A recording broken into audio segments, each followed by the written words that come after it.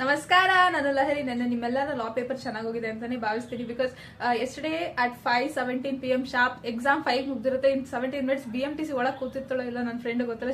She texted me saying that paper was lengthy but it was comparatively easy ಅಂತ. Like good job, ನೀವು ಚೆನ್ನಾಗಿ ಓದಿರ್ತೀರ, ಅದಕ್ಕೆ ನಿಮ್ಗೆ ಈಸಿ ಅನ್ಸಿರುತ್ತೆ. So whoever felt a little difficult, full 100 marks attend ಮಾಡೋಕ್ಕಾಗಿಲ್ಲ, 100 marks attend ಮಾಡಿಲ್ಲ ಅಂದ್ರೂ ಪರವಾಗಿಲ್ಲ, ಪಾಸ್ ಆಗೋದಷ್ಟೇ.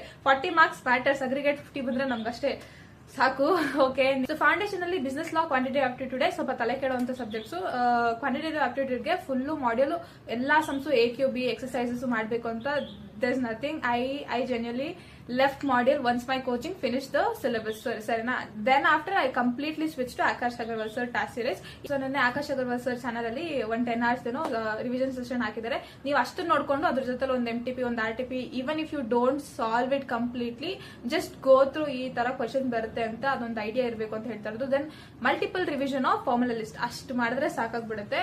+2 ಅಲ್ಲಿ ನಾನು ಕೂಡ ನಾನ್ ಮ್ಯಾಥ್ಸ್ ಸ್ಟೂಡೆಂಟ್, ನಾನು PU ದಲ್ಲಿ ಮ್ಯಾಥ್ಸ್ ತಗೊಂಡಿರ್ಲಿಲ್ಲ, but still I manage to score 74 out of 100.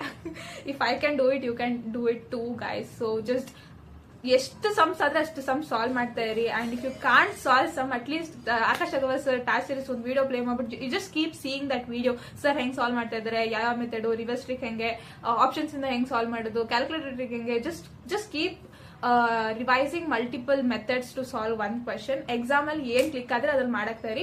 First ಅವರಲ್ಲಿ try to at least score 40 marks. ನಾಳೆ ಎಕ್ಸಾಮ್ ಅಲ್ಲಿ 2 ಇಂದ 3 PM ಒಳಗಡೆ ಎಲ್ಲ ಫಸ್ಟ್ ಪಟ ಅಂತ ಯಾವ್ದು ಫಾಸ್ಟ್ ಆಗುತ್ತೆ ಅದೊಂದು 40-50 marks ನೀವು ಬರ್ಬಿಡ್ಬೇಕು.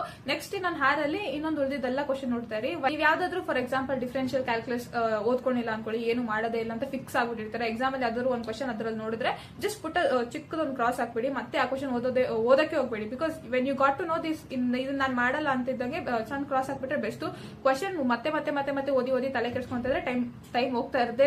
ಟೈಮ್ ಕೀಪ್ಸ್ ಟೇಕಿಂಗ್, ಸೆಕೆಂಡ್ಸ್ ಅಲ್ಲಿ ಆಗ್ತಾ ಇರಬೇಕು. ಆದಷ್ಟು ಫಾಸ್ಟ್ ಆಗಿ ಸಮ್ಸ್ ಮಾಡಕ್ ಟ್ರೈ ಮಾಡ್ತಾ ಇರಿ. I thought of singing a song to motivate you guys, but then I felt ಬೇಡ ಅಂತ. ಸೊ ಅಷ್ಟೇನೆ, all the very best. So ನಾಳೆ ಕ್ವಾಂಟಿಟೇಟಿವ್ ಆಪ್ಟಿಟ್ಯೂಡ್ ಪೇಪರ್ ಹೆಂಗ್ ಅನಿಸ್ತು ಅಂತ ಕಾಮೆಂಟ್ ಮಾಡಿ ಅಂತ ಹೇಳ್ತಾ, thanks for watching this video. Bye, happy study.